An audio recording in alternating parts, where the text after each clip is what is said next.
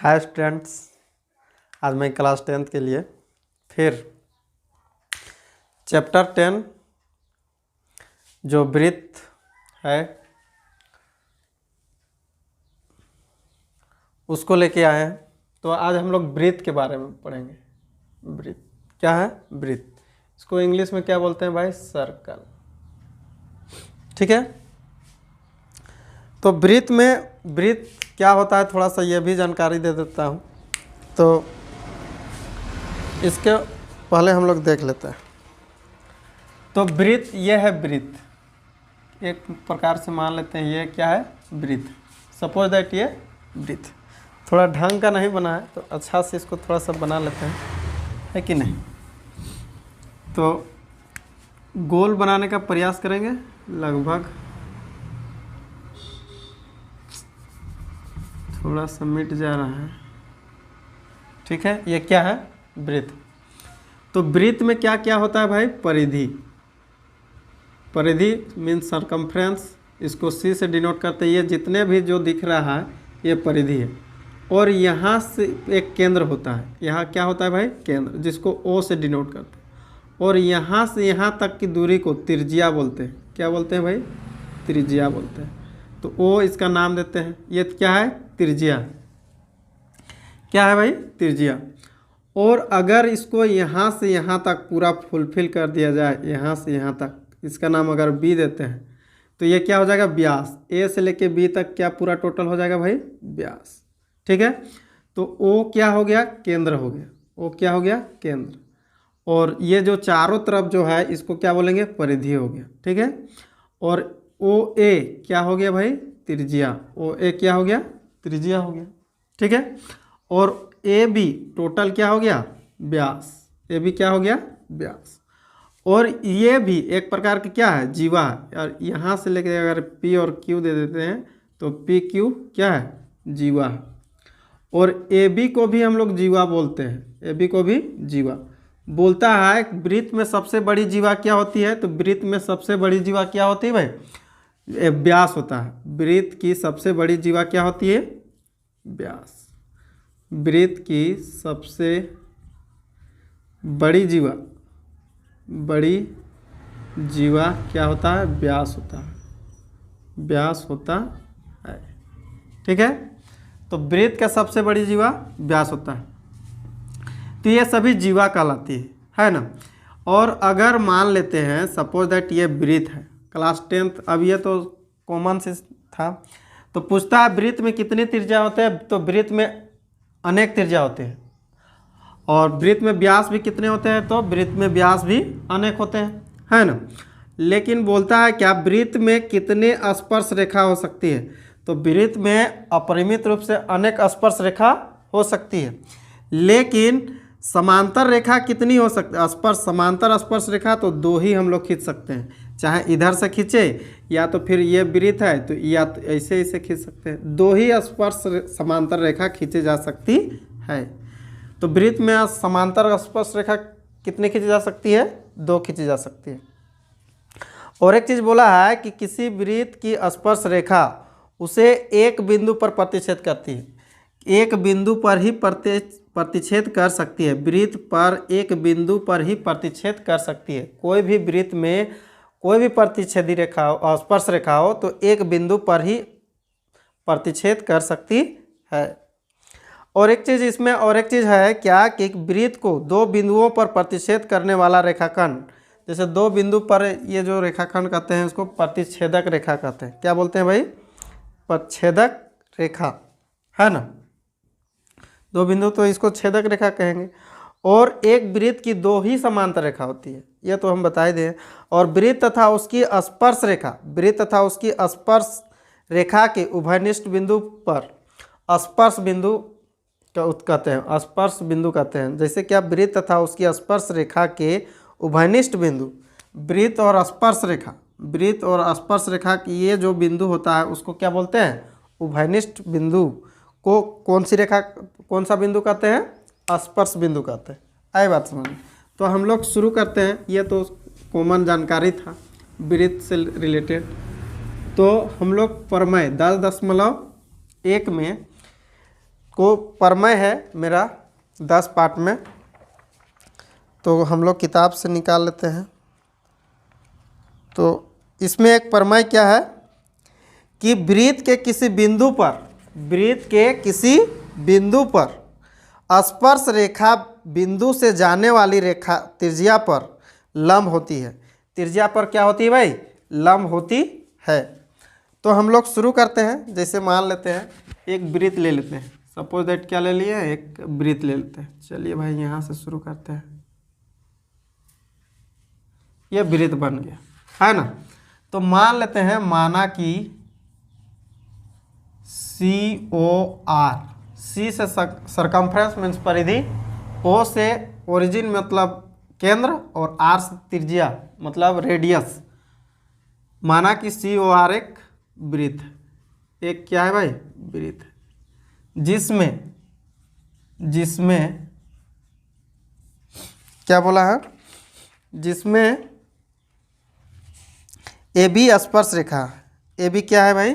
स्पर्श रेखा है। AB स्पर्श रेखा है। ठीक है, यहाँ तक कोई दिक्कत? अरे काहे गिर रहा है भाई?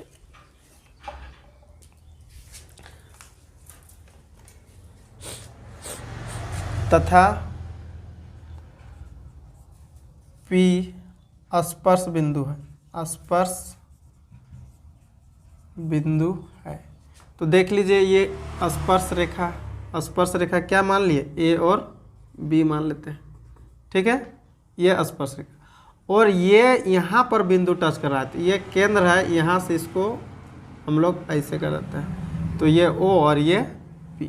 ठीक है, यहाँ तक कोई दिक्कत? ये हम लोग फिगर ड्रॉ कर लिए। ये फिगर हम लोग क्या कर लिए भाई? खींच लिए, फिगर बना लिए हैं। तो हम लोग को सिद्ध क्या करना है?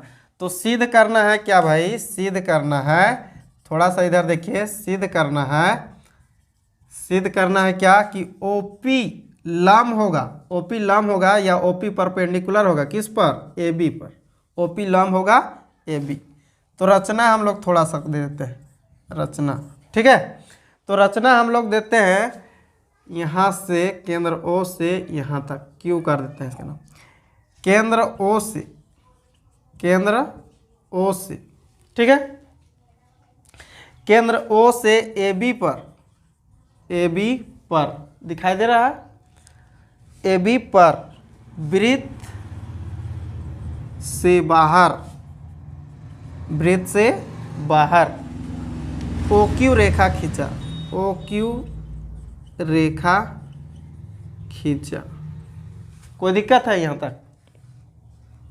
प्रमाण, अब क्या लिखते हैं भाई? प्रमाण, जिसको हम लोग कभी कभी मजाक में क्या बोलते हैं? प्रणाम, है ना, क्योंकि नहीं मेहमान की तरह आता है इसलिए प्रणाम। यहाँ पर देख लेते हैं OP क्या है भाई? चूंकि OP त्रिज्या है, OP क्या है भाई? त्रिज्या, OP त्रिज्या है। ठीक है, इसलिए OQ बड़ा होगा। अच्छा, तथा OQ बड़ा होगा किससे? OP से। OP से बड़ा होगा ना। क्यों भाई, क्यों बड़ा होगा? क्योंकि, चूंकि लिख सकते हैं, चूंकि OQ वृत्त से बाहर है, OQ वृत्त से बाहर है। ठीक है, यहाँ तक कोई दिक्कत? अब यहाँ तक लिखने के बाद क्या होता है ना, वृत्त से बाहर तो अब दिख रहा है, वृत्त से बाहर है, यहाँ तक लिख लिए। अब यहाँ पर देते हैं एक तर्क आता है, इसको यहाँ से यहाँ तक लाइन देते हैं ताकि इधर दिखाई दे, है कि नहीं? किसी रेखाखंड, चूंकि किसी रेखाखंड, थोड़ा सा ढंग से लिख लेते हैं, चूंकि किसी रेखाखंड, किसी रेखाखंड, किसी भी रेखाखंड पर एक बिंदु, एक बिंदु से, अरे बिंदु गलत लिख रहा है, बिंदु से खींची गई, रेखाखंडों में से खींची गई रेखाखंडों में सबसे छोटी रेखाखंड, खींची गई रेखाखंडों में से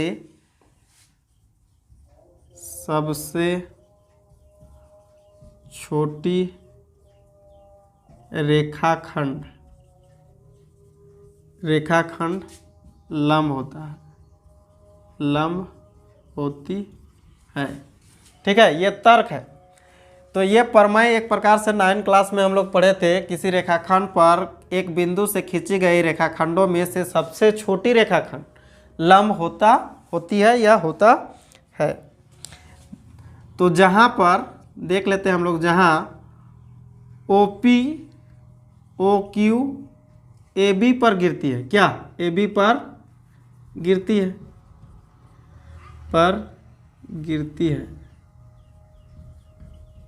गिरती है। जहाँ देख लीजिए OP और OQ रेखाखंड कहाँ पर गिर रहा है भाई, AB पर गिर रही है ना। इसको चाहे पर यहाँ पर लिख सकते हैं थोड़ा सा, रेखाखंड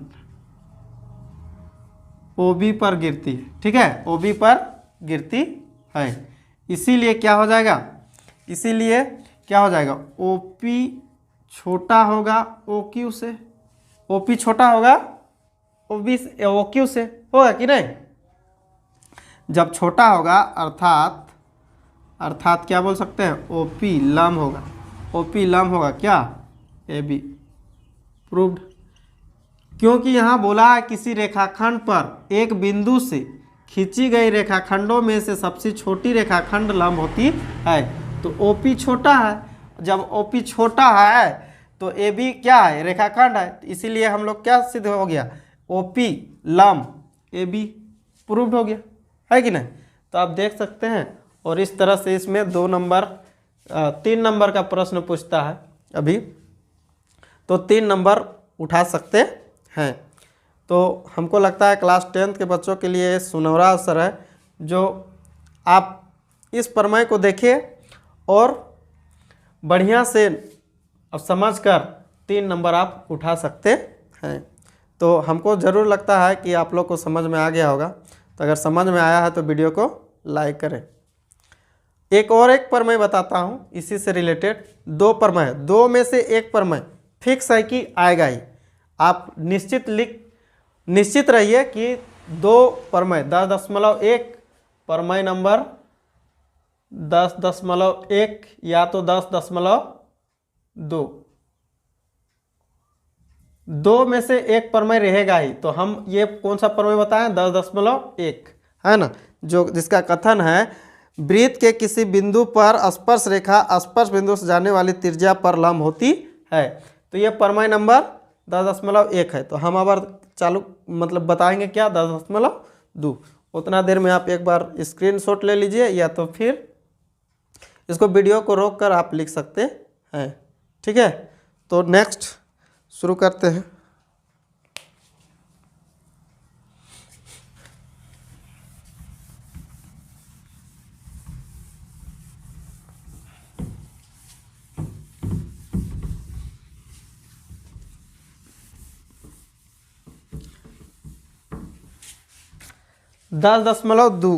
प्रमेय 10.2 इसमें कहा क्या गया है। अच्छा, निकाल तो लेते हैं पहले।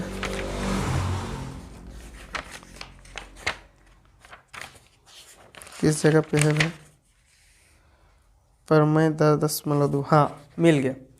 बोलता है क्या कि बाह्य बिंदु से वृत्त पर खींची गई स्पर्श रेखाओं की लंबाई बराबर होती है। तो इसमें भी वैसा ही कर लेना है। जैसे पहले हम लोग वृत्त बना लेते हैं भाई, वृत्त यहाँ से बनाता है, ठीक है। तो मान लेते हैं वैसा ही, फिर मान लेते हैं, माना कि COR एक वृत्त है। COR एक क्या है भाई, वृत्त है, ठीक है।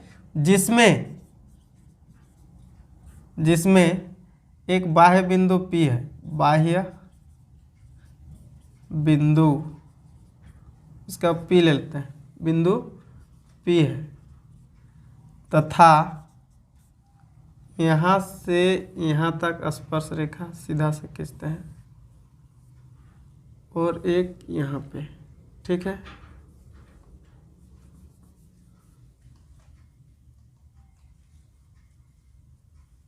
जिसमें इसका नाम Q देते हैं, इसका नाम R देते हैं, जिस तथा PQ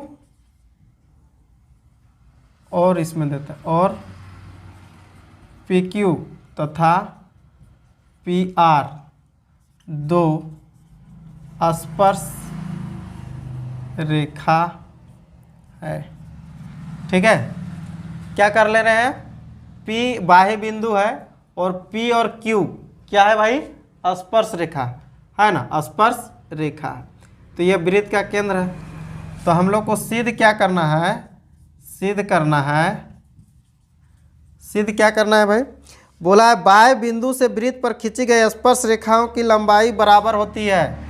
तो पी क्यू बराबर पी आर होगा। पी क्यू बराबर क्या होगा भाई, पी आर होगा। तो इसको कैसे प्रूव कर सकते हैं, तो रचना पिलाते हैं इसको भी, क्या रचना लगा के रचना पिलाते हैं। क्या करेंगे भाई, इसको यहाँ से यहाँ तक मिला देते हैं।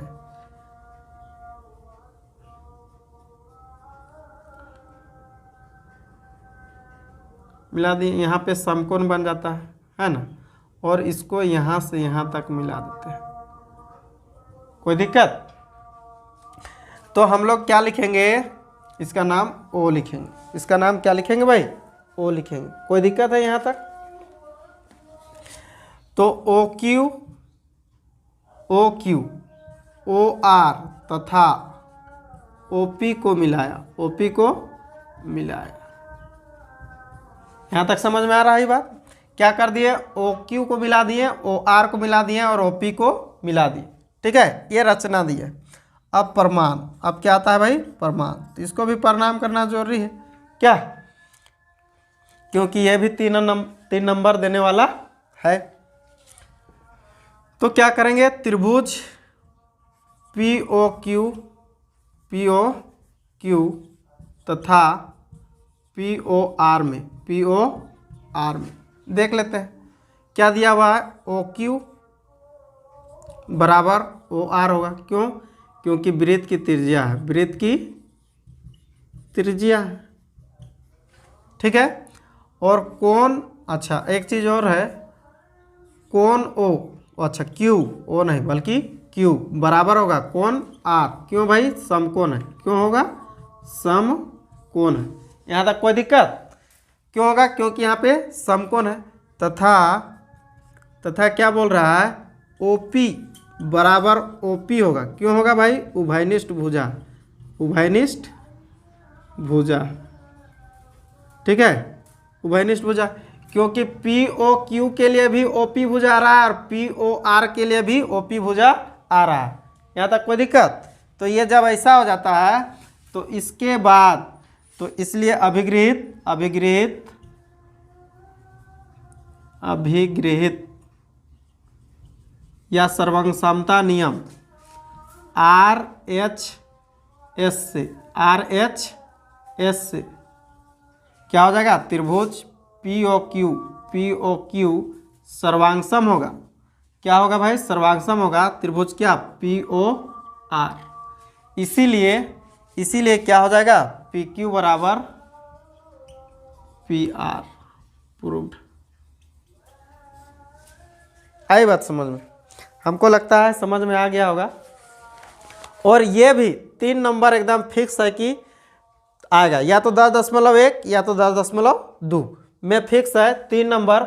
और जो बताए थे इससे पहले कि कौन स्पर्श रेखा होती है, क्या होती है, तो जैसे हम लोग देखते हैं कि 10.1 में क्वेश्चन पहला में दिया हुआ है कि एक वृत्त की कितनी स्पर्श रेखा हो सकती है। तो एक वृत्त की अपरिमित रूप से अनेक रेखाएं हो सकती है। क्वेश्चन दूसरा में बोला है क्या, कि रिक्त स्थानों की पूर्ति कीजिए, ठीक है ना। तो इसमें बोला है कि किसी वृत्त की स्पर्श रेखा उसे खाली जगह बिंदु पर प्रतिच्छेद करती है, तो उसे एक ही बिंदु पर प्रतिच्छेद करती है। ये तो मैं पहले ही बता चुका हूँ। दूसरा में बोला है क्या, कि वृत्त को 2 बिंदुओं पर प्रतिच्छेद करने वाली रेखा को छेदक रेखा कहते हैं। क्या बोलते हैं भाई, छेदक रेखा कहते हैं। तो एक वृत्त की दो एक वृत्त की खाली जगह समांतर रेखा हो सकती है, तो एक वृत्त की दो समांतर रेखा हो सकती है, ये भी बताए थे। और चौथा में था वृत्त तथा उसकी स्पर्श रेखा के उभयनिष्ठ बिंदु को स्पर्श बिंदु कहते हैं। तो हम लोग 10.1 से रिलेटेड भी बता दिए, और ये दो प्रमेय एकदम फिक्स है कि या तो 10.1 आएगा या 10.2, 3 नंबर और 1 नंबर जो उसमें बताए 4 नंबर। और जैसे क्वेश्चन वगैरह है तो क्वेश्चन को भी मैं बताऊंगा, तो क्योंकि वीडियो ज़्यादा लंबी हो जाती है तो दिक्कत हो जाती है अपलोड करने में, क्या कि मेरे पास उतना MB नहीं रहता। तो इसीलिए ये 2 वीडियो देखिए, उसके बाद नेक्स्ट वीडियो में मैं उसका सॉल्व भी बताऊंगा, 2-4 जो ऑब्जेक्टिव टाइप से सॉल्व होते हैं उसको मैं बताऊंगा। तो वीडियो को आप, हमको लगता है, आशा है कि आप उतार लिए होंगे, या तो नहीं उतारे हैं तो स्क्रीनशॉट के माध्यम से उतार सकते हैं। तो आज के लिए थैंक यू। वीडियो को लाइक कीजिए और अन्य दोस्तों के साथ शेयर कीजिए।